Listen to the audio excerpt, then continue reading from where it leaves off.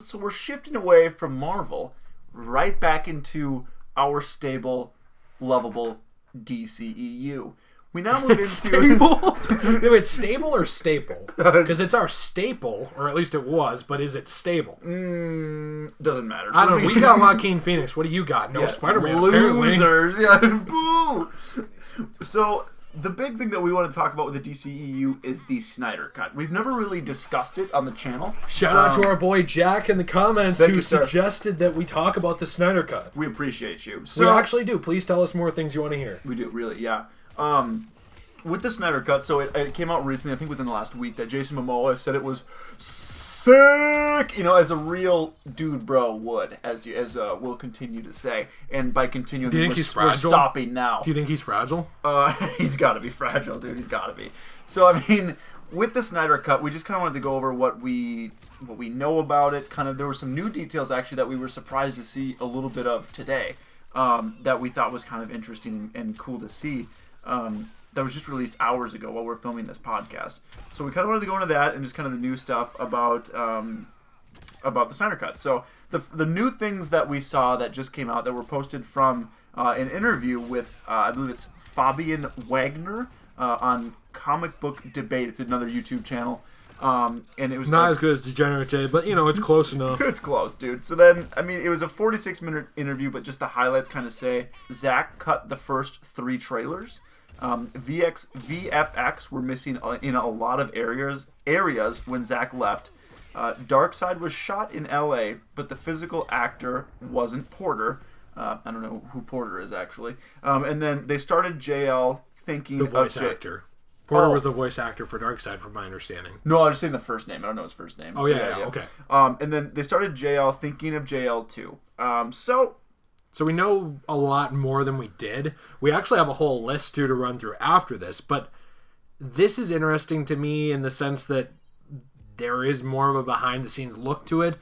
That said, this isn't a lot of the actual information of what's different. It's just kind of showing us that there was a lot going on behind the scenes and that it didn't end as quickly as we were led to believe. Because kind of before, it seems like we were led to believe that there was no Snyder Cut. Right. That it really didn't exist. Yeah. And now it seems like it's the opposite. It seems like it does exist, just no one wants to release it. Exactly. Which is weird, because what do you have to lose? Like, most people didn't like Justice League that much. Yeah, throw it out there. Maybe people love it, and then, I don't know. Or maybe they don't like it, and it's the same boat you're in right now. I mean, you basically canned the franchise anyway of the Justice League. What do you care? You don't lose. You could make more money off a re-release anyway. You definitely could, yeah. One thing that we just wanted to go over was some of the older news right away, just to kind of establish a bit of a foundation. So, starting out Snyder Cut wise, it's reported, we get this from Screen Rant, it was like roughly almost a year ago, basically, so it's older news. So, they said that the original Snyder Cut was 3 hours long, and they cut an hour and a half of that out, and then messed with the remaining hour and a half. And then I did some more reshoots. I think they did like 30 minutes of reshoots as well. So it was just, as it's reported here, a Frankenstein project. They basically pulled it apart and just kind of messed with what was left. Yeah, they Whedoned the DNA into it. They really did. Yeah, they really did. So I mean, it was a complete just teardown essentially. But there's some debate about whether or not this is true. But it's believed that Snyder completed 100% of principal photography before he left. So can you explain that too? Because principal photography is really just like he made the movie. They needed to go over it with VFX. Right. They needed to do like post-production stuff. Yeah, all the effects, everything. So when you see a scene in the MCU, like you see Robert Downey Jr. standing there in the Iron Man suit, he might be standing there in a shirt that has some spots of green screen on it for them to fill it in with the suit. He might have a chest piece on. Maybe he has a helmet on and like mostly arms and then some green screen on that. And that's all principal photography. They shot the scene with RDJ. Now they push it out there to the effects, and they put in all the extra stuff. Like the scene against Thanos, you'd see all of the Iron Man suit movement, all the blasts. You would see Thanos, obviously, because it's CGI over Josh Brolin. It looks totally different after you do those things. So really, they could have made a Snyder Cut without Whedon at all. Just they could have stuck with it and been done. They didn't need to pivot when Snyder left. No, they didn't at all. No, and I mean that's what they're saying, that they had all of, and by they I mean storyboard artist Jay Oliva and Cyborg actor Ray Fisher. They both said that they had all the footage they needed to complete the cut of the movie and move it on to post-production and then release it. So it was essentially done, aside from all of, obviously, the extras and making it into the movie that it's supposed to look like. So that's kind of a bummer right away. Yeah, because that's different than we were led to believe, I feel like. Yes, it is. And just some other stuff. I mean, they mess with kind of like the parademons and like how they hate sirens and how they smell fear.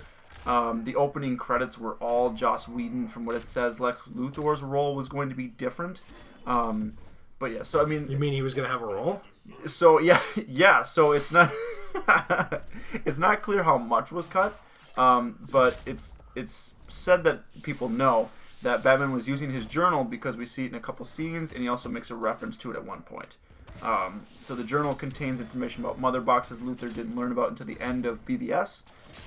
So I mean, it's just like references, I guess, that would have been there. They would have used what Luthor was working on in BVS to build the foundations of this. Like, it would have been Bruce going off of Luthor's intel, because that's the best he's got to like try to fight against the parademon threat. Right. Superman's story was almost entirely reshot, so that was entirely different than what came out in the end product. Oh man, that's too bad, because that's the thing that's like one of the most disappointing things to me is, we're assuming you've all seen Justice League, just giving him amnesia, giving him some of the epic lines from Bruce from the previous movie in a fake lip and saying, here you go, here's your character arc, is bad. Yeah. It's a really bad hack job of the whole death of Superman, honestly. Like, really bad. Yeah, and they wasted that storyline. It could have been a whole movie. It could have been Man of Steel too. Yeah, it's a great storyline. I love BVS, the Ultimate Cut. I still love it. Like, I have gotten to the point where I can admit its flaws. I can, but I still love the movie. They probably shouldn't have killed Superman in BVS. Personal opinion, because if they were going to, they should have left him dead longer. Or they should have let Snyder see his whole thing through, because maybe he would have brought him back better, like in a better Death of Superman arc. I don't know. But it's weird that that's split into two things, and it's a hack job. It is. Yeah, it's honestly a bummer, too. With Darkseid, he actually would have played an important role in the movie, which is... You mean a role? A role at all, yeah. But he would have also been an important part of the movie. So one scene that is confirmed that we would have seen is a reference, at least, where Wonder Woman explores a shrine that contains murals of an ancient invasion of Earth.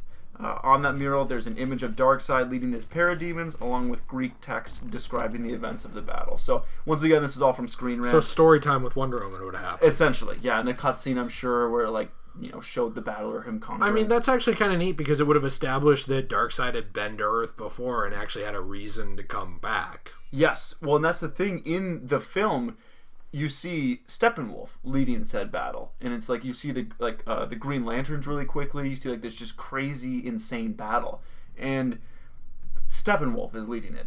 In Snyder's cut, it's Darkseid. So that would have made more difference. sense, because isn't Steppenwolf generally he's like a herald? Mm-hmm. He's like a herald to Darkseid, right? Kind of like Ebony Maw is to Thanos. Exactly. So for you to just act like Darkseid's never been there before, and you're trying to build him up as a big threat, doesn't make much sense. Because Darkseid returning is a lot bigger than like, yeah, who's this Darkseid guy? I'm sure he'll show up at some point. Right. These are just bad changes that they made. They're bad. I mean, here's another big one that I didn't even realize, but Cyborg's origins and backstory were completely cut, really. So, I mean, we get like a small idea of what happened, and you see it in BVS, to be honest, what happened. And that's his origin story. Because in before Justice League's release, Snyder said that Cyborg was going to be the heart of the movie. Well, yeah, and I don't know if it says this in this article, because I didn't read all the way to the bottom, but did they talk about his death? Because they were going to kill him, from what I had read as well. Oh, see, that I didn't know. Like, that came out more recently, was that they were building him up as a sympathetic character and that he was going to die. Like, when Zack Snyder was talking about it, was that, like, likely him and Aquaman, or at least just him, was going to die, like, murdered in the Batcave by the forces of Darkseid in this movie. See, that's interesting. That's crazy. Yeah, and it was going to kind of be like a devastating blow to the League, but also rally them together in a way again. Right. Would be that, like, when Darkseid invaded and Batman was out of the Batcave, at the very least I remember that Cyborg was in it, and it might have been Aquaman too. They were both in the Batcave, and they were going to be killed, and then that was going to be used as a linchpin to bring the whole team together. Well, and speculating, obviously, just of what could have been, if they were thinking of Justice League 2, maybe that's a part, kind of like an Infinity War, where they leave the first movie, Cyborg dies, they're in like a really bad spot, and then it's like, all right, Justice League 2, they have to try to fight Darkseid again. Like, they have to go back after him. So it's disappointing what could have been, man. I mean, just to think about what all this could have been, how much more content we would have gotten, and how it wouldn't have felt like it was just patched together, you know? I mean, it's insane. Flash's backstory would have been there more. I mean, Aquaman, there was a more of a backstory. We got his own movie, so that worked out at least. You know, there was a lot more that we could have gotten out of this. There really was, too, and the fact that Aquaman's meeting up with Mira was longer, and it had included Willem Dafoe before. That's another thing, because we're both reading off of separate articles here, too. Yeah, yep. So that's one of the things, and there's also like more with Aquaman and Atlantis in that movie to build it up before the Aquaman film, and they pulled it out. It feels like there was a lot. I know it was already going to be rushed, like, to try to build up your universe in 3 movies, but there was more to build up that universe in the Snyder version. They got a guy who, they brought him in to build a universe and then basically canned him before he could. Or, well, he had to step away, and then they just, like, said, all right, well, we're changing everything then, you know? Yeah, but the thing is, why? Because he was already done. So to me, I don't even know if he really, was it entirely his choice to step away? I know everything that happened with his family, but I almost wonder if he was kind of pushed that direction a little bit, because they were so ready to pivot. Yeah, I don't know. It's just hard to tell. Last thing I wanted to add in, I think there might even be more here, but just kind of the last thing I wanted to just touch on, was that the Atom was cut as well. The character, the Atom, I think he's going to be played by Ryan Choi. So, or no, I'm sorry, that's the character himself. But I mean, he was cut. So, yeah, there's a lot going on in this. They could have added in more characters, maybe Justice League 2. There's obviously a million different directions that this just didn't go. And can I point out one other direction too? They actually tied it better into BVS.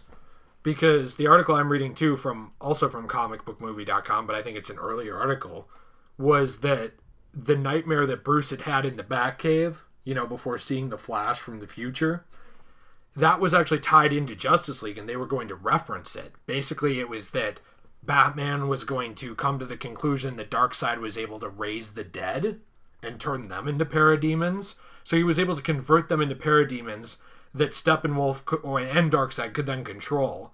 And essentially that in this apocalyptic future, Superman stayed dead and was raised by Darkseid. That's insane. That's why he joined Darkseid. That was kind of the idea. So basically Batman's solution then was that they need to get Superman back before Steppenwolf or Darkseid can. That's why they need to make sure to raise, you know, to bring him back so he doesn't just stay gone. And they cut all of this. It's all just gone. It made the movie empty and hollow. They didn't really show anything. They could have had this whole escape from Arkham with Lex Luthor right in the middle of the film. They would have had Deathstroke in it as well. There's so much content that we just don't get. And Cyborg did die. Mm-hmm. Yep, attempting to separate the mother boxes as well. That's a different one. So it's weird because there's like essentially that Cyborg tried to separate the mother boxes apart from each other, and Steppenwolf just tears him in half, leaving him dead in the Batcave. I love that. Yeah, it's insanely dark. Yeah. There's a ton to it, and they scrapped all of it. And I guess the way that's really, I don't know if I want to read any more changes. I'm getting kind of depressed. Yeah. No. But how do you feel about this? Because I feel this way. I guess I feel the way you do. Like, I would like to see it. I'm not. I wouldn't say I'm super passionate about it to the point of some people. Like, I wish I was. The only reason I'm not is because I feel like even if they bring it back, they've decanonized it now and made it so they'll never go this direction.